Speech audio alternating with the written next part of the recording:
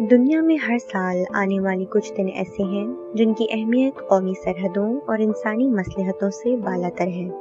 ان میں عالمی دن برائے حیاتیاتی تنوع اور ماحولیات کا دن شامل ہیں۔ ان دنوں کی بنیاد اقوام متحدہ کے اجلاس میں رکھی گئی، جس کا مقصد لوگوں کو حیاتیاتی تنوع کی انسانی زندگی پر گہرے اثرات سے متعلق آگاہی دینا ہے۔ لیکن ان اثرات کو سمجھنے اور ان کا جائزہ لینے کے لیے یہ جاننا ضروری ہے کہ حیاتیاتی تنوع کیا ہے۔ حیاتیاتی تنوع انگریزی کے الفاظ بایولوجیکل ڈائیورسٹی کا اردو ترجمہ ہے، یعنی دنیا میں بسنے والے تمام جاندار، خواہ وہ انسان ہوں، جانور، درخت، حشرات الارض یا جراثیم، اور ان کے قدرتی ماحول یعنی گہرے سمندر،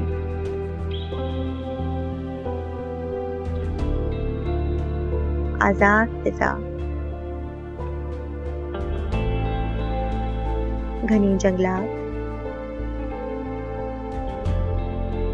اور برفیلے میدان، سبھی کو اجتماعی طور پہ حیاتیاتی تنوع یا بایولوجیکل ڈائیورسٹی کا نام دیا گیا ہے۔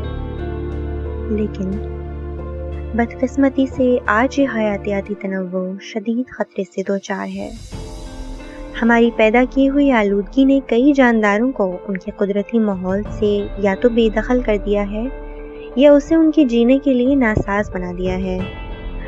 عالمی اداروں کی تحقیق کے مطابق ہر سال انسانی دخل اندازی اور تباہ کاری کے باعث لگ بھگ 40,000 مختلف حیاتیاتی اقسام کا صفائے ہستی سے خاتمہ ہو رہا ہے۔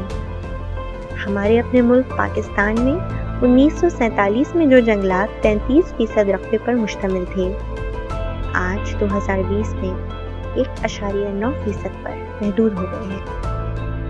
ان جنگلات میں بسنے والے کئی نایاب جانور بے گھر ہو کر یا تو بھوک سے مارے گئے یا کسی بے رحم شکاری کا کھیل بن گئے۔ ان جانوروں میں شیر، ببر شیر، انڈین ہارن رائنوسرس اور ایشین ایلیفنٹ شامل ہیں۔ اس ملک کی زمین اور اس کے وسائل پر ان جانوروں کا بھی اتنا ہی حق تھا جتنا ہمارا، لیکن ہماری بے دردی نے ان کا نام و نشان مٹا دیا۔ بین الاقوامی پس منظر کی بات کی جائے تو پورے یورپ سے زیادہ رقبے پر پھیلا ہوا دنیا کا سب سے قیمتی قدرتی اثاثہ ایمیزون جنگل بھی انسانوں سے محفوظ نہیں۔ دنیا کے پھیپھڑے کہلانے والے اس جنگل میں گرمی سے لگنے والی آگ اور اندھا دھند کٹائی سے اس کا 20% حصہ اور اس میں بسنے والی جانوروں اور پودوں کی 26 اقسام ہمیشہ کے لیے ختم ہو چکی ہیں۔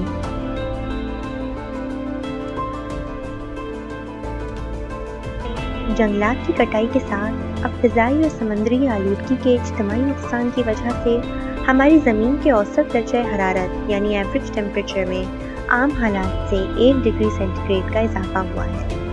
اس بظاہر معمولی اضافے نے 21ویں صدی کی سب سے بڑی آزمائش کو جنم دے دیا ہے، جسے ہم موسمیاتی تبدیلی یعنی کلائمیٹ چینج کہتے ہیں۔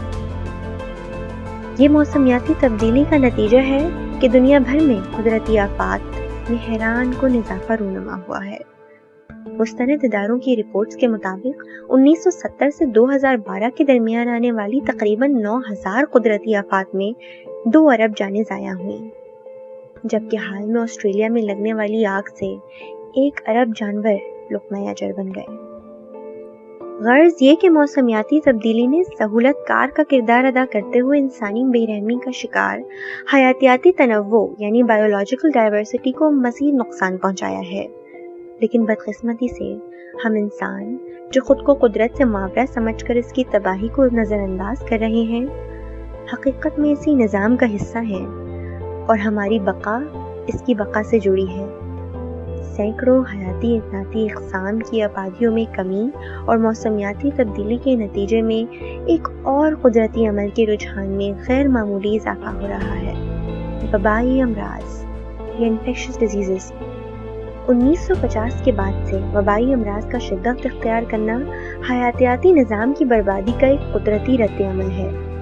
وبا یا ایپیڈیمک انسانی آبادی میں کم وقت میں تیزی سے پھیلنے والی بیماری کو کہا جاتا ہے، جبکہ کوئی وبا کسی مخصوص علاقے کے بجائے پوری دنیا کے لوگوں کو متاثر کرے تو اسے عالمی وبا کا درجہ دیا جاتا ہے۔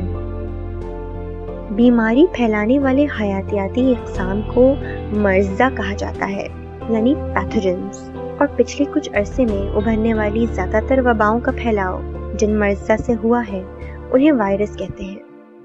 وائرس حیاتیاتی نظام میں ایک انوکھا درجہ رکھتے ہیں۔ یہ کسی دوسرے جاندار کے توسط سے زندہ رہتے ہیں جنہیں ان کا نیچرل ہوسٹ کہا جاتا ہے۔ وائرس کی 2 بنیادی اقسام ہیں، RNA اور DNA۔ RNA وائرس خود کو تیزی سے بدلنے اور اپنی آب و ہوا کے حساب سے تبدیل ہونے اور اس میں ڈل جانے کی صلاحیت رکھتے ہیں۔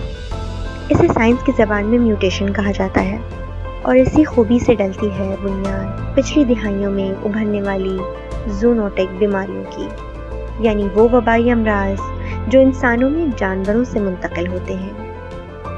آج انسان میں پائی جانے والی 60% وبائی امراض زونوٹک ہیں۔ Centre of prevention and disease control کے مطابق ہر 4 میں سے 3 وبائی امراض انسانوں میں جانوروں سے منتقل ہو رہے ہیں۔ کووڈ-19 بھی اسی سلسلے کی ایک کڑی ہے۔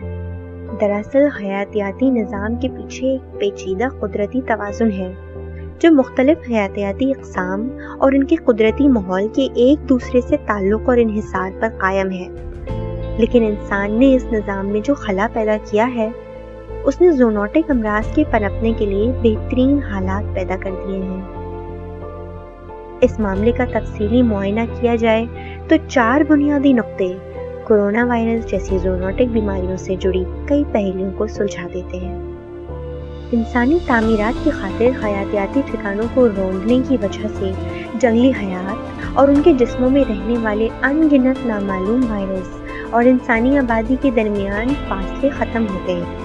اس سے زونوٹک بیماریوں کی منتقلی کے امکانات دگنے ہو گئے ہیں۔ 2003 سے 2015 کے درمیان ایمیزون کے جنگل میں 4% کمی پر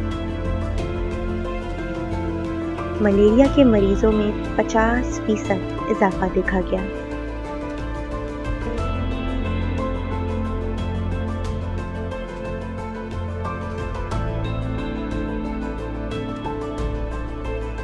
قدرتی طور پہ چوہوں، گلہریوں اور خرگوشوں جیسے چھوٹے جانوروں کے جسم سب سے زیادہ بیماری پھیلانے والے مرضع کا ٹھکانہ ہوتے ہیں۔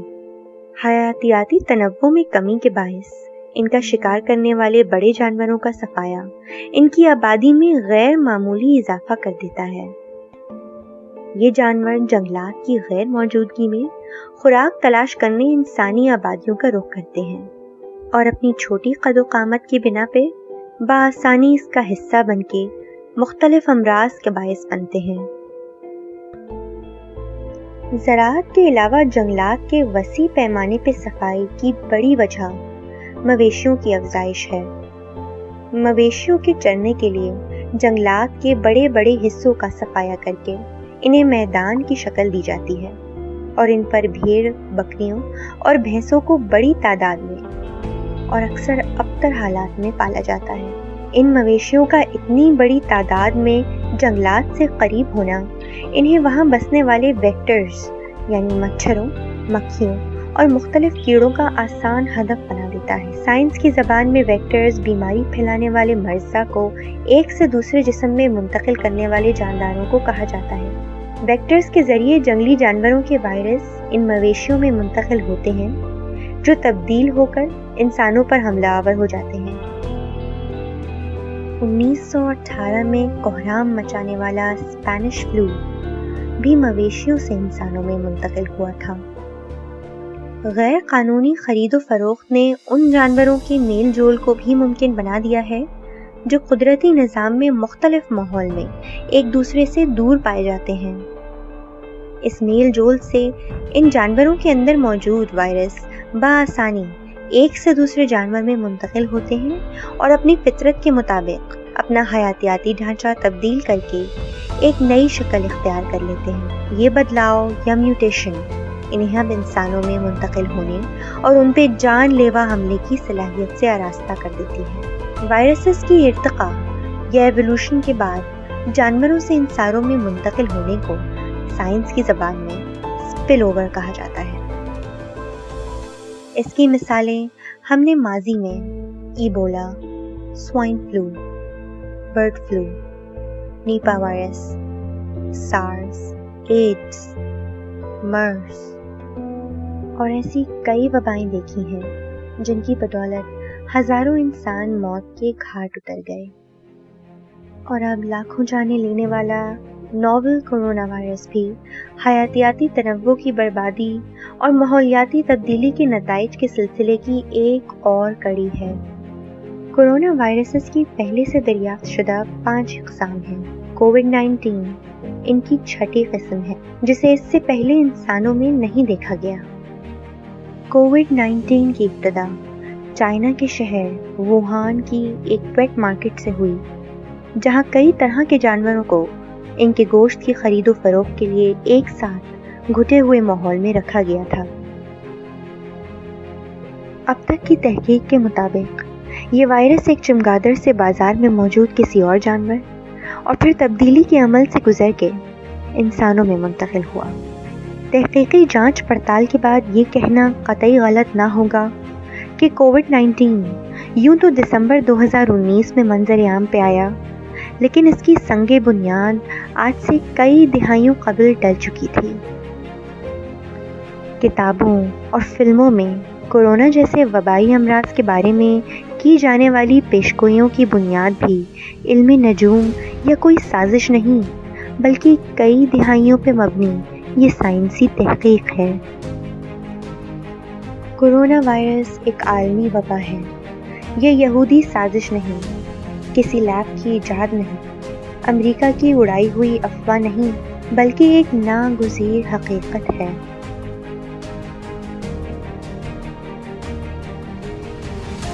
ये कुदरत की तंबीह है, आज़ाब नहीं। अगर इंसानियत ने इस तंबीह को नज़रअंदाज करके यही माहौल दुश्मन रविश इख्तियार रखी तो माहिरीन के मुताबिक इससे कई गुना बदतर वबाएं हमारा मुकद्दर बनेंगी। सोचने की बात यह है कि जब आज इस वबा से निजात के लिए हम सभी साइंस की जानिब देख रहे हैं, तो आखिर इसकी पसे पर्दा वजूहात को हम साइंस के पैराए में तलाश करने से क्यों कासिर हैं? हालात का तकाजा है कि हम अहद करें कि बेबुनियाद अफवाहें फैलाकर हकीकत से मुंह मोड़ने के बजाय हम और आप अपने मुल्क को आने वाले कड़े मुस्तकबिल के लिए तैयार करें। शजरकारी करें, पाकिस्तान को आलूदगी से पाक करें, यहाँ की हयातियाती तनव्वुं की हिफाजत करें और याद रखें कि ये दुनिया सिर्फ हमारे पुरखों का विरसा नहीं है, ये हमारी नस्लों की अमानत है।